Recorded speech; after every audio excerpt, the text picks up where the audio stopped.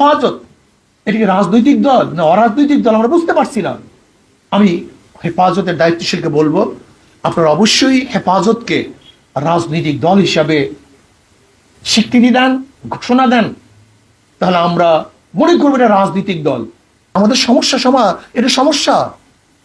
আমি অরাজনৈতিক দল যদি প্রোগ্রাম দিই রাজনীতিক, সমস্যা হয়। এর জন্য আমি আমার শ্রদ্ধাভাজন সেরে তাজ ওলামায়ে কেরামকে বলবো, যে যে কাজ করব স্পষ্ট বলবো আমি এই কাজ করতে চাই, এইটা আমার এই কাজ। যদি এইভাবে আমরা স্পষ্টভাবে কাজ করতে পারি এবং সমাজকে গড়ার জন্য সবাই ঝাঁপিয়ে পড়তে পারি, তাহলে ইনশাআল্লাহ সমাজকে গড়তে পারবো। অন্যতম ভূমিকা পালনকারী অগ্রসেনানী, যিনি তার নিজের জীবনের ঝুঁকি নিয়ে সর্বোচ্চ পরিমাণ ত্যাগ করে এই আন্দোলনে অবদান রেখেছেন, ভূমিকা রেখেছেন।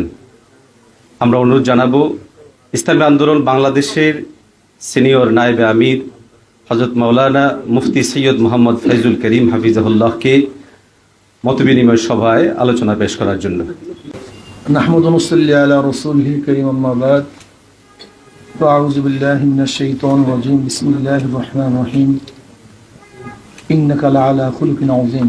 সাদাকাল্লাহুল আলিয়্যুল আযীম। আল্লাহুম্মা সাল্লি আলা মুহাম্মদ ওয়া আলা আলি মুহাম্মদ।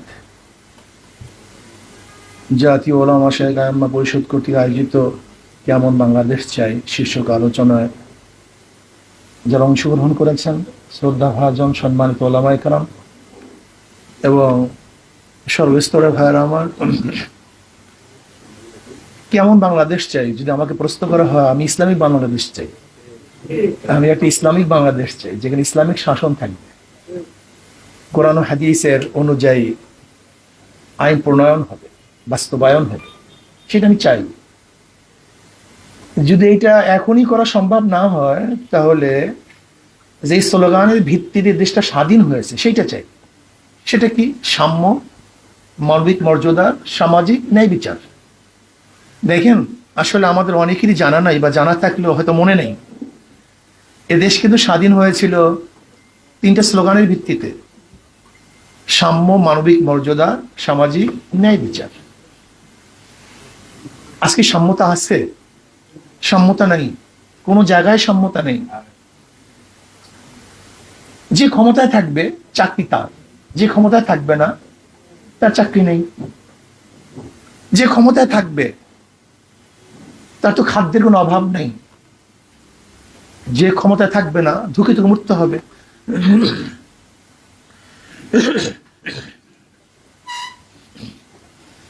যে ক্ষমতায় থাকবে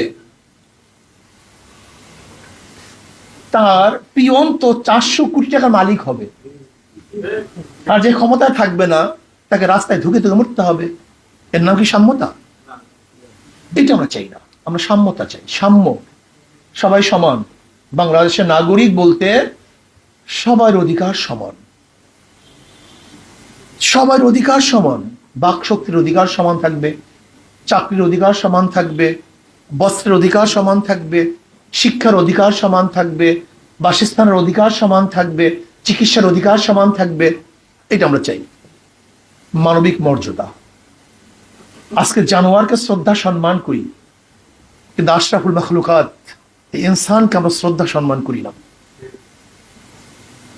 একজন মানুষ, সে কালো হোক, সুন্দর হোক, বংশীয় হোক, নন বংশীয় হোক, সে তো মানুষ, আশরাফুল মাখলুকাত। তাকে শ্রদ্ধা করা উচিত, সম্মান করা উচিত। কিন্তু না, আমরা কি দেখেছি? যারা জনগণের ভ্যাট এবং ট্যাক্সের পয়সায় চাকরি করেন, চাকরি, চাকুরগিরি, বুদ্ধিজীবী, আইনজীবী, আইন ব্যবসা করে যারা জীবিকা নির্বাহ করে তাকে বলা হয় আইনজীবী। আর যারা চাকরগিরি করে জীবিকা নির্বাহ করে তাকে বলা হয় চাকরিজীবী। চাকর, কিন্তু এদের মালিক কে? এটা তো চাকর, কিন্তু এদের মালিক কে? দেয় কে? জনগণ হলে এদের মালিক। জনগণ অর্থ পে করে, চাকররা গ্রহণ করে। অথচ উল্টা হয়ে গেছে, চাকররা মালিক হয়ে গেছে এবং যারা মালিক তাদেরকে চাকর বানিয়ে দিয়েছে। এরকম বাংলাদেশ আমরা চাই না। মানবিক মর্যাদা চাই। যে যেখানে বসবেন না কেন অবশ্যই অন্যকে সম্মান করতে হবে। শ্রদ্ধা করতে হবে, মহাব্বত করতে হবে। আমাদেরকে অবশ্যই মনে রাখতে হবে, যারা সরকার চাকুরিজীবী তারা এদেশের মানুষের খেদমতের জন্য, সাহায্য সহযোগিতার জন্য বসেছেন। আধিপত্য বিচার বিস্তার করার জন্য, জুলুম অত্যাচার করার জন্য সেখানে বসেন নেই। এর জন্য আমরা মানবিক মর্যাদা চাই, সামাজিক ন্যায় বিচার চাই, সামাজিক ন্যায় বিচার। আজকে যারা ক্ষমতায় থাকবে, হাজারো খুন করলে তারা মুক্তি হয়ে যাবে, খোলা আকাশে নিচে ঘুরবে, আর আপনার দল করবেন না, তাহলে আপনাকে ধুকে ধুকে মরতে হবে, আয়নাঘরে থাকতে হবে। এরকম বিচার আমরা চাই না।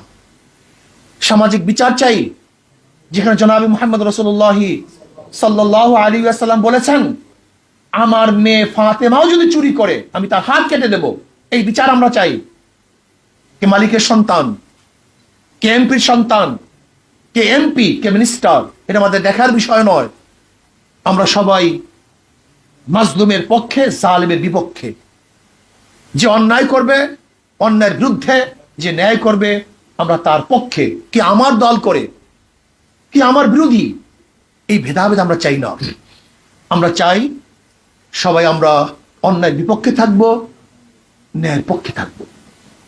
আর এইগুলি বাস্তবায়নের জন্য প্রয়োজন হলো নিজে পরিবর্তনের ভিত্তিতে সমাজকে পরিবর্তন করতে হবে। আমাদের শায়খ মুর্শিদ নব্বরাল্লাহু মারকাদাহু তিনি স্লোগান দিয়েছিলেন, শুধু নেতা নয় নীতির পরিবর্তন চাই। শুধু নেতা নয়, নীতির পরিবর্তন চাই। স্পষ্ট বলবো, যদি ওসির চেয়ার পরিবর্তন হয় তার মাধ্যমে দুর্নীতি বন্ধ হবে না। যদি এসপির চেয়ার পরিবর্তন হয়, ডিসির চেয়ার পরিবর্তন হয়, সচিবের চেয়ার পরিবর্তন হয়, এই শুধু চেয়ার পরিবর্তন হলেই কোনোদিন দুর্নীতি মুক্ত দেশ দেখব না, যতক্ষণ পর্যন্ত ওই ডিসি সাহেব, এসপি সাহেব, ওসি সাহেবের চরিত্র এবং নীতির পরিবর্তন না হবে। নয়তো আমরা কি দেখেছি, ওসি তো বারবার পরিবর্তন হয়েছে, কিন্তু ঘুষ কি বন্ধ হয়েছে? এর কারণটা কি? ওসি পরিবর্তন হয়েছে, ঘুষ বন্ধ না হওয়ার কারণটা কি? সবাই ঘুষখোর ওসি, বিদায় ঘুষ পরিবর্তন হয়নি, শুধু চেয়ার পরিবর্তন হয়েছে।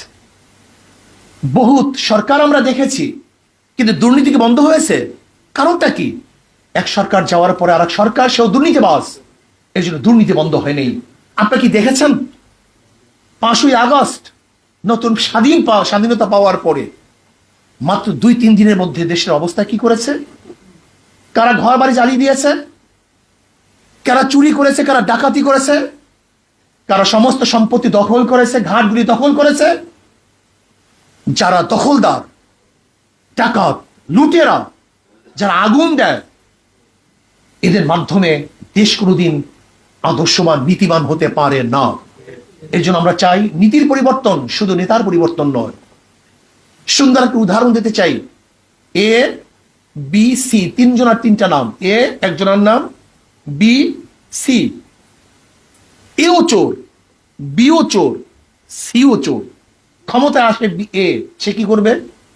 আবার আন্দোলন করো, সংগ্রাম করো, হটাও এ, রক্ত দাও, জীবন দাও, বসাও বি, সে কি করবে? হটাও বি। আন্দোলন করলাম, সংগ্রাম করলাম, রক্ত দিলাম, শহীদ হলাম, হটাও বি, চাই না বি, বসালাম সি, সে কি করবে? কারণটা কি? নেতার পরিবর্তন হয়েছে, নীতির পরিবর্তন হয়নি। দেশ স্বাধীন হওয়ার পর থেকে আজ পর্যন্ত এ, বি, সি যারাই ক্ষমতায় ছিল, শুধু মানুষের পরিবর্তন হয়েছে, নীতি ও আদর্শের পরিবর্তন হয়নি। কাজে নীতি ও আদর্শ পরিবর্তন না হওয়ার কারণেই সাম্য, মানবিক মর্যাদা এবং সামাজিক ন্যায় বিচার প্রতিষ্ঠিত করতে পারি নাই। কাজে আমরা চাই সাম্য, মানবিক মর্যাদা এবং সামাজিক ন্যায় বিচার প্রতিষ্ঠা করার জন্য কুয়ার মধ্যে ইঁদুর রেখে কুয়াকে পরিষ্কার করা যায় না। কুয়ার মধ্যে ময়লা রেখে, অপবিত্র জিনিস রেখে 1000 বার কুয়ার পানি সেচলেও কুয়া পরিষ্কার হবে না। এখন সবচেয়ে মনে রাখতে হবে, বাংলাদেশের সংবিধানের মধ্যে হলো ময়লা, সংবিধানের মধ্যে আবর্জনা। এই সংবিধান পরিবর্তন করার আগ পর্যন্ত কোনোদিন নীতি ও আদর্শ পরিবর্তন হবে না। এই জন্য আসুন আমরা সাম্য, মানবিক মর্যাদা এবং সামাজিক ন্যায় বিচার একটা আদর্শবান রাষ্ট্র চাই। এই জন্য নিজেকে করতে হবে। নিজেকে পরিবর্তন করতে হবে। আর শ্রদ্ধাভাজন ওলামায়ে কেরাম গিয়ে বলবো, শ্রদ্ধাভাজন ওলামায়ে কেরাম, আমি 5ই আগস্টের এই আন্দোলনের আগে একটা বক্তৃতা দিয়েছিলাম, যদি এই আন্দোলনে আপনারা সম্পৃক্ত না থাকেন তাহলে ইতিহাস থেকে আপনারা আবার বিচ্ছিন্ন হয়ে যাবেন। আমাদের সম্মানিত ওলামায়ে কেরামের সবচেয়ে বড় সমস্যা হলো এই, তারা সময় বুঝে কাজ করতে পারে না। সময় বুঝে কাজ করতে পারে না, কখন কোন কাজ করতে হবে। আল্লাহ না করুক যদি এই আন্দোলনে আমরা সশরীরে উপস্থিত না হতাম, আমরা সক্রিয় ভূমিকা না রাখতাম, তাহলে আবারও ইতিহাস থেকে আস্থা করে আমরা নিক্ষেপিত হতাম। এটা বুঝতে হবে। এর জন্য ওলামায়ে কেরামকে বলবো, কলবকে স্বচ্ছ করি, আর যে কাজ করব সেই কাজ যেন মানুষের কল্যাণের জন্য হয়, নিজের কল্যাণের জন্য না হয়। স্পষ্ট থাকা চাই, সবকিছু স্পষ্ট থাকা চাই। হেফাজত, এটা কি রাজনৈতিক দল না অরাজনৈতিক দল আমরা বুঝতে পারছি না। আমি হেফাজতের দায়িত্বশীলকে বলবো, আপনারা অবশ্যই হেফাজতকে রাজনৈতিক দল হিসাবে স্বীকৃতি দেন, ঘোষণা দেন, তাহলে আমরা মনে করবো এটা রাজনৈতিক দল। কিন্তু স্পষ্ট করতে হবে, এটা আমাদের সমস্যা, এটা সমস্যা। আমি অরাজনৈতিক দল যদি প্রোগ্রাম দিই রাজনীতিক, সমস্যা হয়। এর জন্য আমি আমার শ্রদ্ধাভাজন সেরে তাজ ওলামায়ে কেরামকে বলবো, যে যে কাজ করব স্পষ্ট বলবো আমি এই কাজ করতে চাই, এইটা আমার এই কাজ। যদি এইভাবে আমরা স্পষ্টভাবে কাজ করতে পারি এবং সমাজকে গড়ার জন্য সবাই ঝাঁপিয়ে পড়তে পারি, তাহলে ইনশাআল্লাহ সমাজকে গড়তে পারবো। আর এই আন্দোলনে, এই বৈষম্য বিরোধী আন্দোলনে এবার ওলামায়ে কেরামের ভূমিকা, তোলাবাদের ভূমিকা সবচেয়ে বেশি ছিল, সর্বজ্ঞ ছিল, এবং আমার সশরীরে আন্দোলনে ঝাঁপিয়ে পড়েছিলাম। কাজে আমি বৈষম্য বিরোধী আন্দোলনের সমস্ত সাথীদেরকে বলবো, যারা আন্দোলনে অংশগ্রহণ করেছেন, পরামর্শের সময় আমাদেরকে বাদ দিয়ে যেন কোনো পরামর্শ না করা হয়। আর একটা কথা মনে রাখতে হবে, এই আন্দোলন শুধু ছাত্ররাই অংশগ্রহণ করে নাই। এক সময় ছাত্রদের দাবি ছিল, পরবর্তীতে এই দাবি গণ দাবিতে পরিণত হয়েছিল।